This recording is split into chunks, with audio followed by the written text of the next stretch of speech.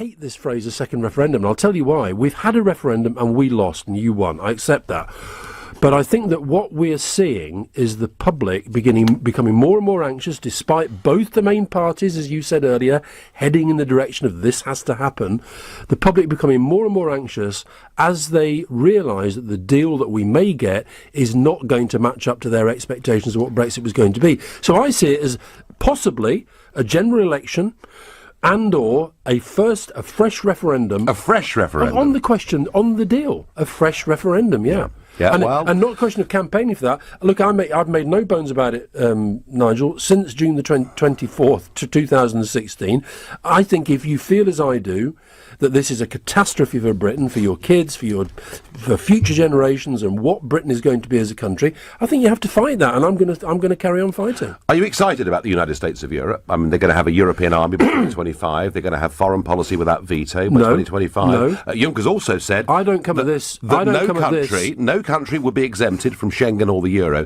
Does that prospect excite you? Not terribly. I don't come at this from a pro-European perspective. I come at this from a British perspective. And you talk about patriotism, and we talked about the value of the pound. I'm sure you know lots of people at the MOD as I do.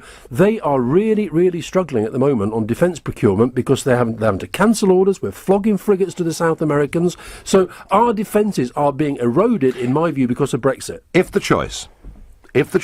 you were to win, and we were to revoke Article 50, and we were to stay part of the European Union, are you prepared to accept the terms that Mr Juncker has set out to a standing ovation in Parliament, that we must all join the euro, we must all join the European defence community? Would you accept those terms? No.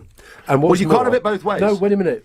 I think this is where you're wrong, Nigel, because I think what I think, and actually you mentioned Tony Blair earlier, the paper that he produced on the Global Institute website recently, I honestly think people should read it, because I know people like to shoot the messenger, but he's got a lot of interesting things to say.